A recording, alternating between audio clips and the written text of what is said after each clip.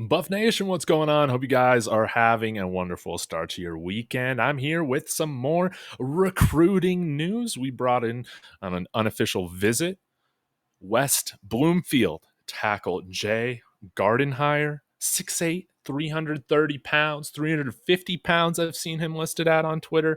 We'll get into some of his highlights, talk about his background. Of course, y'all let me know your thoughts on him in the comments. But let's roll the tape and we can start to get into this, shall we? So you'll see him playing right tackle, number 71, throughout this whole video, and pretty interesting guy. Of course, you can't teach the size, 6'8", it said 330, 350 pounds. So he's somewhere, whatever he is, he's huge. Built in the mold of Peyton Kirkland, who we brought over from Texas, or Zach Owens, who we brought over from Clemson. Now, he hasn't played, rather, a snap at West Bloomfield yet. This is his junior season highlights, class of 2025. Played at DePaul High School. I believe that's out in New Jersey. But he has transferred and moved over to Michigan, to where he'll be playing probably what I assume a higher level of talent there at West Bloomfield, and moves, I think, pretty well for his size. Now, unranked guy, maybe that has to do with the type of high school that he was at and why he's transferring. But he did take some unofficial visits last year, I believe, to like Georgia and, yeah, Syracuse. Hasn't visited them again, according to On3, but visited this past year Rutgers and Michigan State in February, and he has offers from Boston College and Pitt, ACC schools, and then Marshall and Florida Atlantic. So those are the four right now. Now Colorado is getting into the race, and I think that we would probably have, we'd probably be at the top of that list. You would hope, and I'm a little unsure of where he projects to play at the college level. Again, I feel like he moves just fine at the tackle position here with what you're seeing in this high school film. And again, I love that when he makes contact, he just does not let go. You've seen him pancake guys. You've seen him get up field pretty well in some of these zone running plays, which has been nice to see. But again, you see a lot of the top offensive line talent usually play that tackle position, whether they're at high school level or JUCO level, and then based on their lateral quickness, speed, some of them might kick inside. So I do wonder, and I do wonder if he has the lateral quickness to be a power four starter at the right tackle position. Not totally sure. Maybe if he were to lose some weight, he can gain some of that quickness. But I mean, he looks the part in terms of the size and the strength and all of that. But similar questions that I have to guys that we have on the roster, like Peyton Kirkland and Zach Owens. I don't really know if they more so project to be a starting tackle at Colorado or at the power four level in the Big 12, or if they might kick inside to one of those guard positions. You guys let me know your thoughts on what you're seeing from him. But I do wanted to point this out.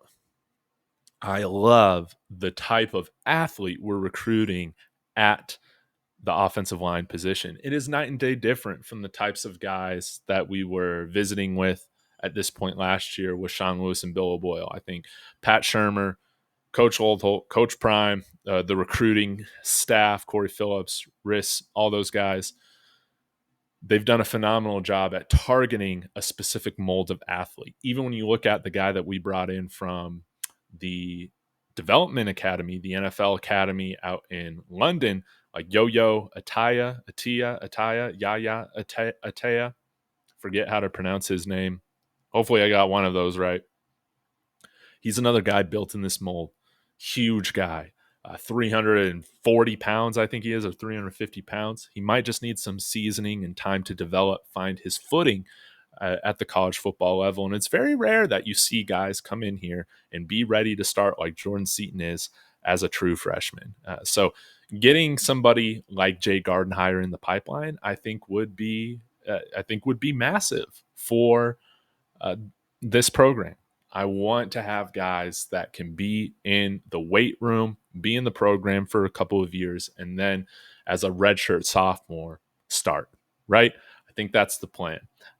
at least the ideal plan, right? So I would love to see Jay Gardenhire here, and hopefully he has a wonderful senior year at West Bloomfield. And again, you got to imagine with him going to play for a high school like that, that's always one of the best teams in the state out there in Michigan. He's going to get some greater interest this year as the season progresses. And it's great that Colorado is kind of in the running a little bit early. Again, only 4 offers on 3 has reported, and unranked guy right now. But I imagine, hey, if he's starting for West Bloomfield, which I don't think you make that move unless you're expecting to start, right? That his recruitment is going to pick up. You're going to see him rated higher. Still plenty of time left in his high school career to build more recruiting momentum. And I would love for him to join another West Bloomfield guy, Brandon Davis Swain, out here. Again, when you're dealing with that type of natural size at 6'8", 350, I think it's a little bit easier to get him to lose some weight, add some quickness to his game, than maybe dealing with somebody who's 270 pounds and you got to work real hard to put on 30, 40, 50 pounds to get to that size, ideally that you want to be one part of an offensive line that is absolutely dominant at the power 4 level. So y'all let me know your thoughts on him in the comments. Again, I love the fact that we're going after a mixture of different guys, not just 5-star guys, 4-star guys, but we're bringing in a mix. I like the fact that we got some JUCO guys on the roster. I like the fact that we've brought in some unrated guys from the high school ranks. Combine that with like the blue chips, I feel like that's a good mixture. Like you need all those guys on the team, because these guys that have been overlooked, they're going to come in with a chip on their shoulder, and sometimes they're the guys that push the rest of the team and push these blue chip guys to be even better. And sometimes these guys that are diamonds in the rough, they really do become that over time, and they end up surprising people and launching their careers higher than any of us expected when we were looking at their high school tape, like I am doing right now. So I love the fact that Jay Gardenhire was here. Him and his mom came out this week for 2 days.